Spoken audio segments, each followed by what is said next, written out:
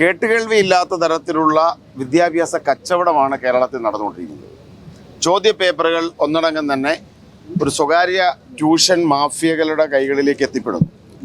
പഠിച്ച് പരീക്ഷ എഴുതുന്ന കുട്ടികളുടെ ഭാവി തന്നെ അപകടത്തിലാക്കിക്കൊണ്ട് ചോദ്യപേപ്പറുകൾ ചോർന്നു കിട്ടുന്ന ഒരു വിഭാഗം ആളുകൾ പരീക്ഷയിൽ അനധികൃതമായി വിജയം കരസ്ഥമാക്കുന്നു എന്ന് എന്ന ആരോപണം കേരള വിദ്യാഭ്യാസ രംഗത്ത് വളരെ സജീവമായി നിൽക്കുകയാണ്.